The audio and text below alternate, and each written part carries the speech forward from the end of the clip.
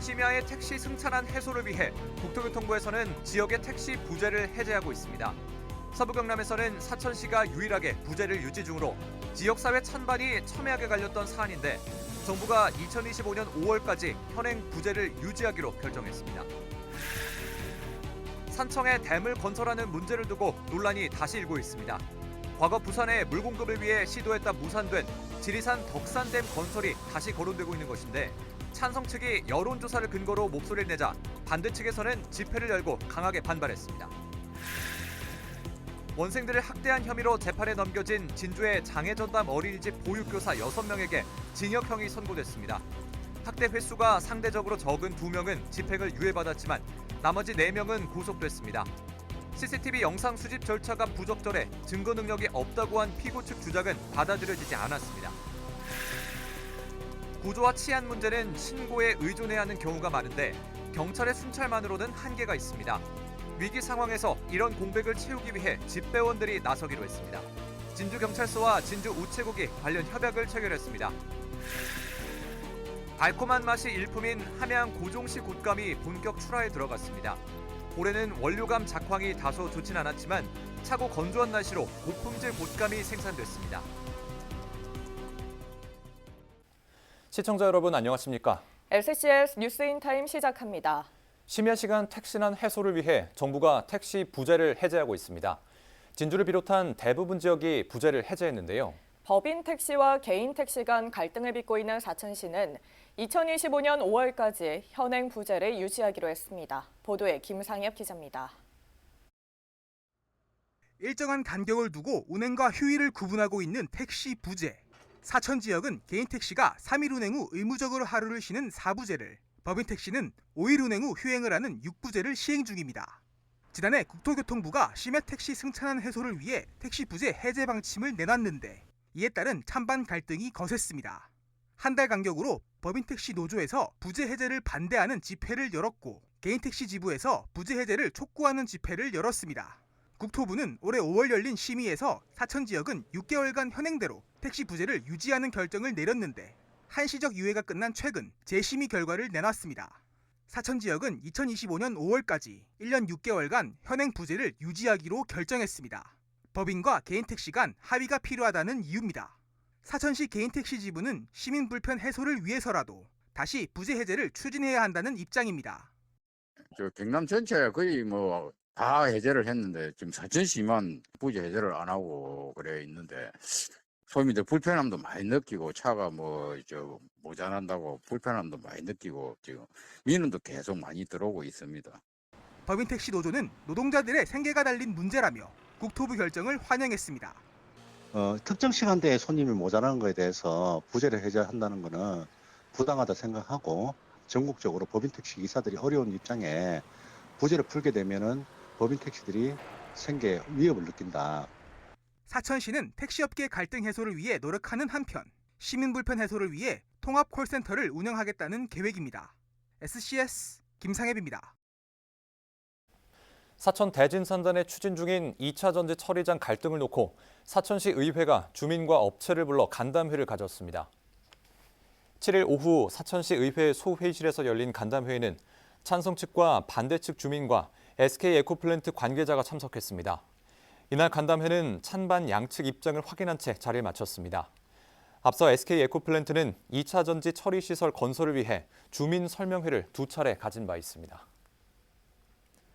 사천시 의회가 국가산업단지 주변 지역 주민을 지원하기 위한 특별법 제정을 촉구하는 결의문을 채택했습니다. 사천시 의회는 지난 6일 열린 제2차 정례회 제2차 본회의에서 국가산업단지 주변 지역 주민 지원 등에 관한 특별법 제정 촉구 결의안을 만장일치로 채택했습니다. 시의회는 결의문을 통해 국가산단에서 발생하는 환경오염 피해로 고통받고 있는 사천 시민의 건강권 보호를 위해 현재 법률로서 해결할 수 없는 지원 대책을 마련해야 한다고 촉구했습니다. 시의회는 대통령실과 국회, 중앙부처 등 관계기관에 결의문을 전달할 예정입니다. 산청에서 댐 건설을 두고 논란이 일고 있습니다. 과거 부산에서 물 공급을 위해 시도했다 무산된 지리산 덕산댐 건설이 다시 거론되고 있는 건데요. 찬성 측에서는 다수 주민이 희망하고 있다는 여론조사 결과를, 반대 측에서는 환경과 유적지 파괴를 이유로 들고 있습니다. 보도에 허준원 기자입니다. 산청군 시천면을 흐르는 덕천강. 전체 면적은 800제곱킬로미터 정도로 축구장 10만 개가 넘습니다. 지리산에서 나온 강물은 하동 옥종과 진주 수곡을 지나 진양호까지 흘러갑니다. 제 뒤로 흐르는 강이 덕천강입니다. 지난 2021년 이곳에 덕산댐 건설을 추진했다가 논란을 빚은 적이 있었는데요. 그런데 최근 다시 댐 건설을 추진한다는 목소리가 나오고 있습니다. 덕산댐 수몰 예상 지역 주민을 대상으로 설문조사를 했는데 건설에 찬성한다는 의견이 높게 나온 겁니다.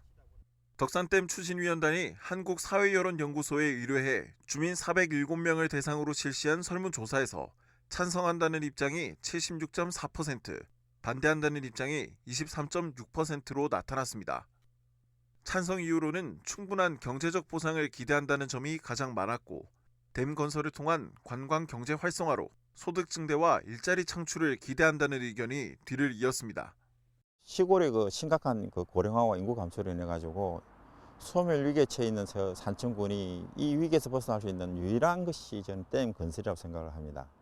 서부 경남 시민단체들은 설문조사 결과를 신뢰할 수 없다며 반발했습니다. 이들은 7일 산청군청 앞에서 집회를 열고 덕산댐 추진 백지화를 요구했습니다. 지리산 생태계 파괴는 물론 남명 조직 선생의 정신이 담긴 산천제와 덕천서원도 수몰돼 피해 정도를 계산할 수 없다는 겁니다. 이 지리산의 그 큰 우리 국립공원이 입구가 덕산입니다. 그 덕산에다가 댐을 건설한다는 것은 어불성설이고 천인객노할 일입니다. 과거 한 차례 무산됐다가 다시 논란의 중심에 선 덕산댐 건설. 발전을 내세운 찬성 측과 보존을 내세운 반대 측의 대립은 당분간 계속될 것으로 보입니다. SCS 허준원입니다. 한편 제252회 진주시의회 2차 정례회 도시환경위원회에서도 지리산 덕산댐과 관련된 목소리가 나왔습니다. 도시환경위 이규섭 의원은 지난 6일 열린 진주시 맑은물 사업소 본예산안 예비심사에서 진주와 경남 주민의 상수원을 보호해야 한다며 시의 대응을 촉구했고, 서정인 의원도 진양호는 서부 경남의 식수원으로도 부족한데 이런 논의 자체를 막아야 한다고 주장했습니다. 이에 대해 맑은물 사업소 김병모 소장은 진양호 수지를 지키고 시민이 마시는 물을 지킬 수 있도록 하겠다고 답변했습니다. 진주시가 재난안전과 지역현안 등 11개 사업에 대한 특별교부세 총 56억 원을 확보했습니다.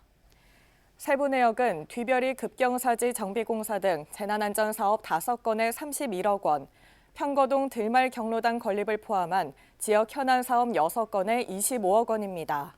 시는 사업의 적기 추진으로 통행객 안전보장과 어르신 여가생활 지원 등 시민들의 삶의 질 향상에 도움이 될 것으로 기대 중입니다.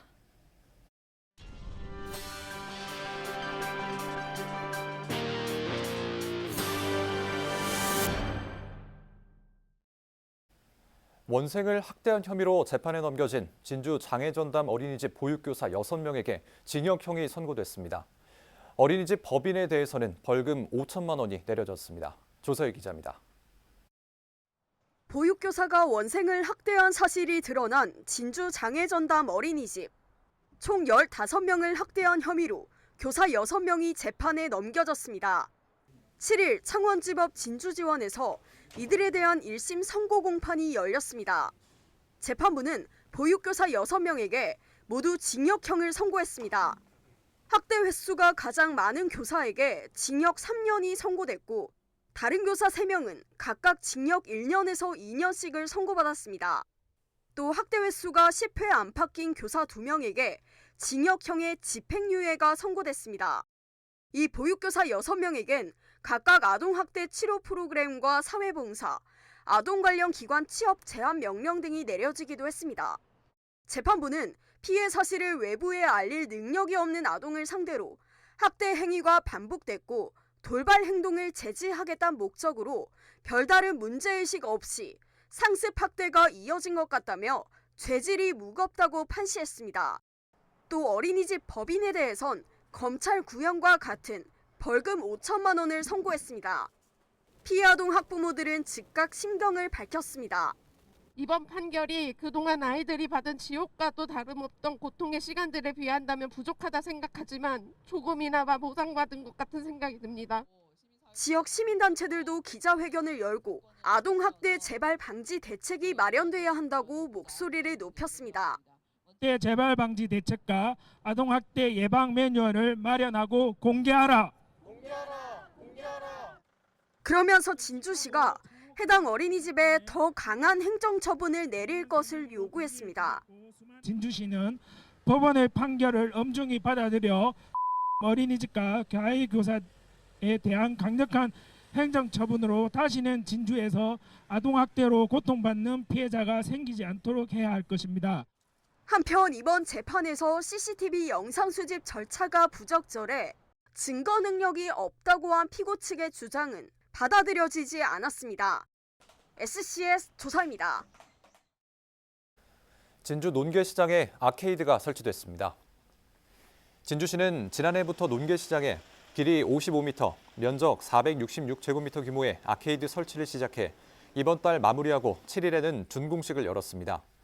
논계시장 아케이드 설치는 2022년 전통시장 시설 현대화 공모 사업에 선정되며 추진된 사업으로 총 사업비 12억 원이 들어갔습니다. 진주 중앙시장의 옛 과자전 골목을 되살릴 방안을 모색하고 사람들이 다시 모이는 분위기를 만들기 위한 행사가 마련됐습니다. 7일 중앙시장 청년몰에서 열린 이번 행사는 중앙시장 과자전에 얽힌 디저트 토크를 시작으로 과자전의 과거와 현재를 조명하는 영상전, 상인과 제과업계 관계자들의 간담회 등으로 진행됐습니다.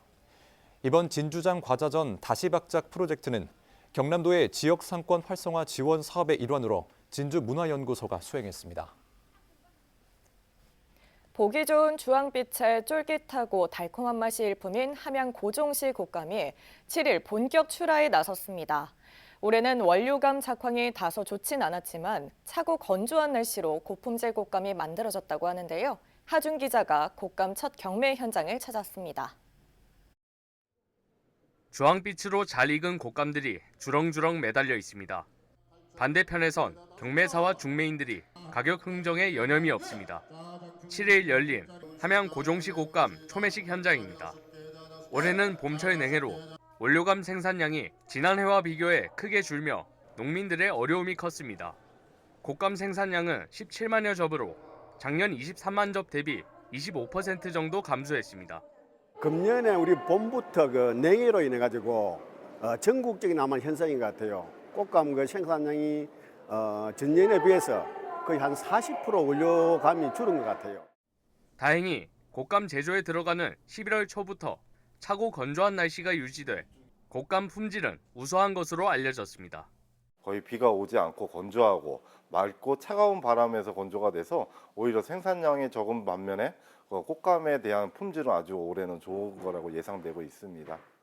이날 곶감 100개들이 한 접 기준 경매 최고가는 15만 3천 원, 지난해 9만 원과 비교해 크게 올랐습니다. 곶감 경매는 내년 1월 말까지 매주 2번씩 열리며 설 대목엔 서울에서도 특판전이 진행될 예정. 또 내년 1월 12일부터 3일간 상림공원 일원에선 함양 고종시 곶감 축제가 개최돼 함양 곶감의 매력을 널리 알릴 것으로 기대됩니다. 오늘 초매식을 시작으로 해서 매주 2회씩 경매를 하고 또 내년 1월 12일부터 함양 우리 상림숲 일원에서 곶감 축제를 3일간 할 계획입니다. 임금님에게 진상되었다고 전해지는 함양 고종시 곶감.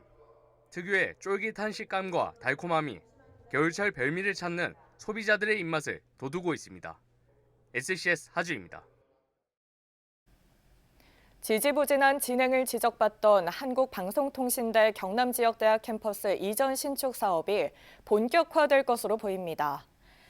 8일부터 12일까지의 기간으로 방송통신대 경남지역대학 신축공사 입찰 공고가 조달청 나라장터에 게시됐습니다.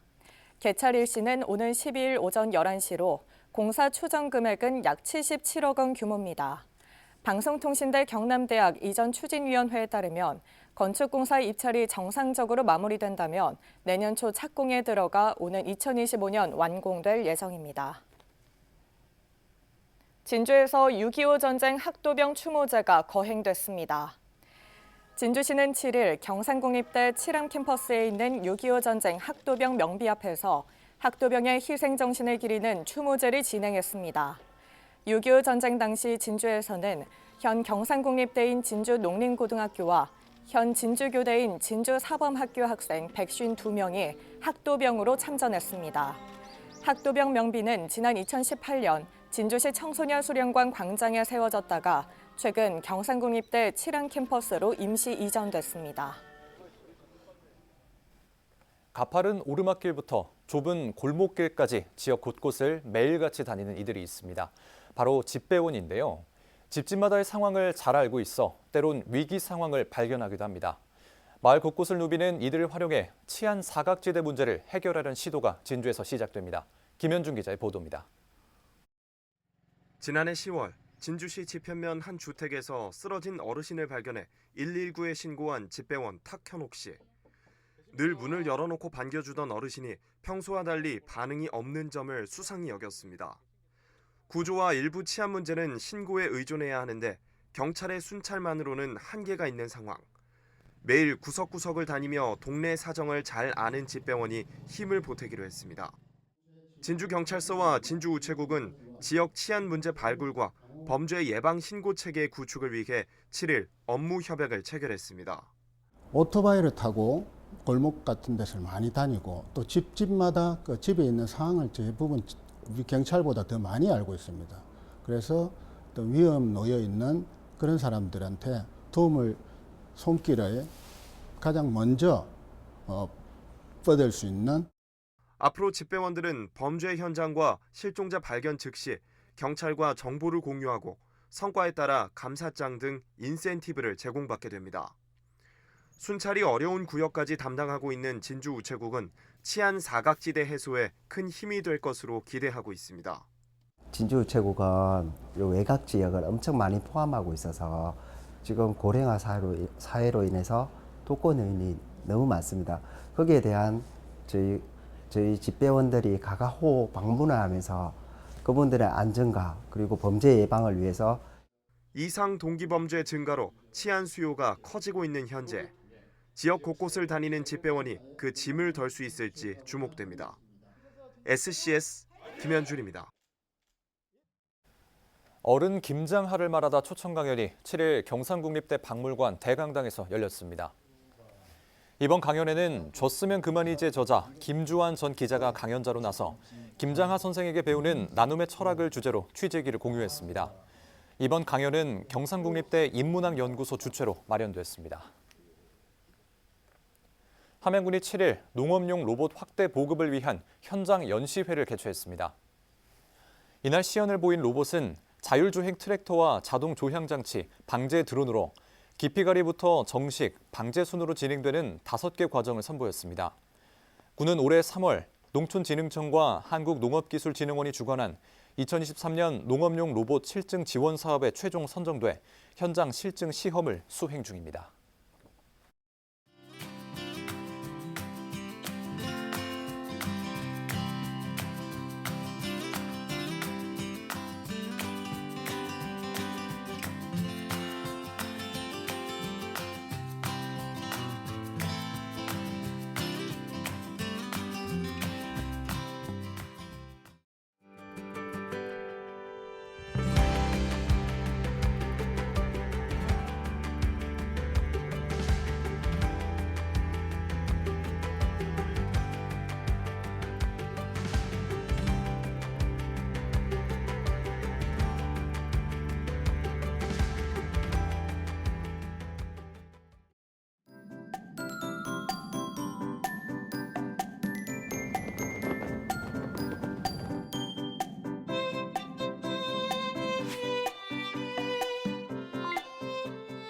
사진으로 보는 날씨입니다. 시기에 걸맞지 않게 온화한 날들이 이어지고 있습니다. 금요일에도 한낮 기온이 18도를 웃돌며 비교적 포근한 날씨를 보이겠는데요. 한 해도 맑게 드러나며 외출하기 좋은 날씨를 보이겠습니다. 이어서 자세한 지역별 날씨 살펴보겠습니다. 서부 경남 지역 종일 맑은 날씨를 보이겠는데요. 아침 기온은 진주 1도, 사천 4도로 출발해 한낮에는 18도에서 19도 분포 보이겠습니다. 전국적으로도 맑은 날씨를 보이겠는데요.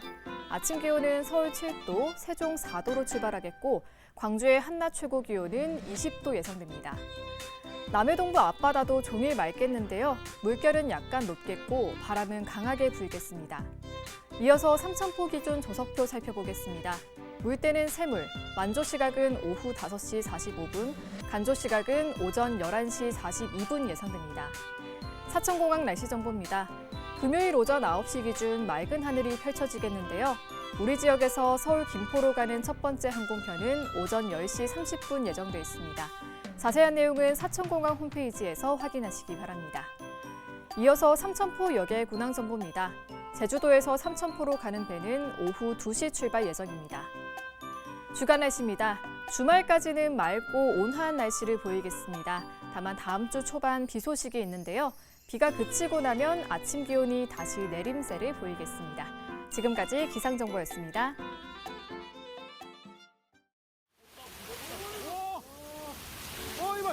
우와, 이거 봐라, 이거 봐. 우와, 우와, 처음이라. 우와.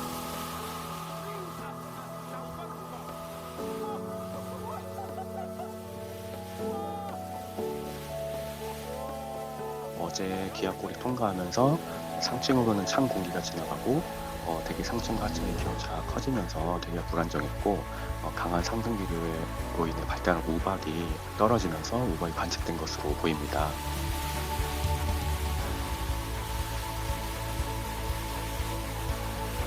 봄이나 가을쯤에 주로 발생을 하지만 어제처럼 되게 기온 조건이 된다면 겨울철에도 발생할 가능성이 있는 만큼 기상청에서 수시로 발표하는 기상 정보를 참고하시어 농작물과 시설물 관리, 안전사고에 유의하시기 바랍니다.